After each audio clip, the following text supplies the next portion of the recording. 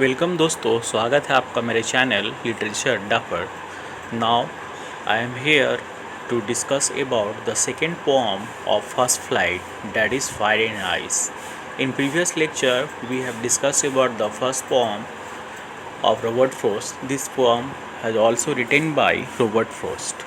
Robert Frost was one of the famous American writer and he has won 4 Pulitzer Prize in his life.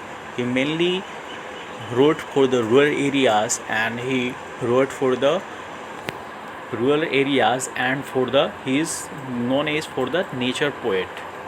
Now in this poetry we have to study about the fire and ice. The fire and ice here represent that how our world will end. Whatever things that have existence, one day that has to be abolished. So here, fire and ice. Through the fire and ice, the poet here tries to say that how the world will end. World का है जो खात्मा कैसे होगा, तो poet यहाँ बताना चाहते हैं। और इस पोइट्री का दो मीनिंग है, एक आपका लिटरेरी मीनिंग और दूसरा metaphorical meanings. So if you talk about the literary meanings of this poetry, in literary meaning, how the world will end. The world will end fire. The first, because the center of the earth or the core of the earth will heat it up, and after sometimes the earth will destroy. If we talk about the end in ice, end with ice, then how it will destroy the earth, because ice has the same capability like fire. Whole earth will be frozen, our temperature will go down just like a negative, and whole earth will frozen like ice and world will destroy. Now we are going to study in detail line by line. Some says the world will end in fire, some says in ice. Now here the poet is talking about the scientists. Some scientists says that the world will end in fire, and some says that world will end in ice. For what I have tasted of desire, I hold those who favor fire. Now here the poet is trying to say that if he would favor fire, because here fire means indicates that desire, also lust, greed, because we human beings can never be satisfied our needs. We have always some desires, we always some wants.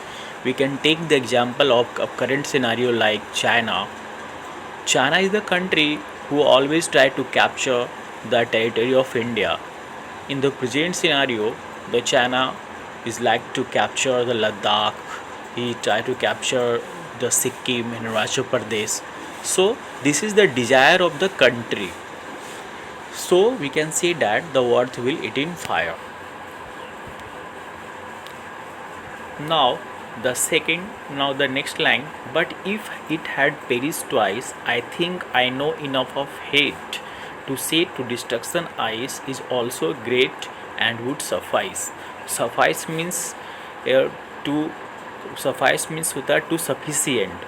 तो यहाँ पर poet कहना चाहते हैं if the world end twice, अगर जो पृथ्वी है जिसका समापन दो बार होता है, तो earth will also will end in fire, end with ice, because ice represents that here ice represents that insensitivity, emotionless, hatred, jealousy, cruelty. Because we human beings right now don't have any emotions, we are becoming cruel day by day. So earth can also be demolished by ice. Now here metaphor fire is used here. Fire uses desire, wants, needs, average, lust. These are symbolic meaning of fire here. Now ice means hatred, emotionless, or we can say that greed, cruelty. This can be in the ice. Now the world means life here. Now we are going to watch the poetic device that is used by the poet in this poetry. Though first of all we are going to take the rhyming scheme. What is the rhyming scheme used by the poet? Here the word fire. Here the word fire. 1 minute. Here the word fire is rhyming with desire. The fire and desire is rhyming here. Here we have 9 lines. 9 lines will be divided into 3 stanzas and all 3 stanzas will be divided into 3 lines. तो यहाँ पे 9 lines है. 9 lines यहाँ पे divides होंगे 3 stanzas में और एक स्टेंजा में 3 लाइन होंगे. तो फायर, डिजायर, फिर फायर और आपका यहाँ पे आपका राइम कर रहा है. और आइस और ट्वाइस यहाँ पे आपका राइम कर रहा है. तो राइमिंग स्कीम हमारा होगा A B A first stanza के लिए, सेकंड स्टेंजा के लिए होगा आपका A B C. So these are the rhyming scheme. Now the another poetic device used by the poet assonance. Assonance means repetition of vowel sounds in same line.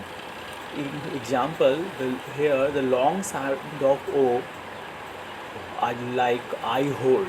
Hold में यहाँ पे O का use हुआ है. Who favour fire में favour में वहाँ पे ओ का यूज हुआ है. तो ये एजोनेंस है. नॉ alliteration. Alliteration means repetition of consonant sound in near by lines. तो कॉन्सोनेंट साउंड का कैसे यहाँ पे हुआ है वो देखते हैं हम लोग कि the sound if you favour fire like we can see here favour fire. तो यहाँ repetitions of we can see the repetition of fire here. If and if we can see that I am coloring it with red color. Favour में if है, fire में if है. तो ये क्या है आपका alliteration, repetitions of consonant sound है ये. नाउ इमेजरी आइस और फायर को इमेजिन कर रहा है कि इसके कारण से the earth will and. So imagery is also used here. Now is anaphora. Anaphora means क्या होता है कि repetitions of same lines, repetitions of same line in that is called anaphora. Here some say and some say we are using here. तो हम लोग सम से use कर रहे हैं. तो ये क्या हो गया आपका एनाफोरा हो गया.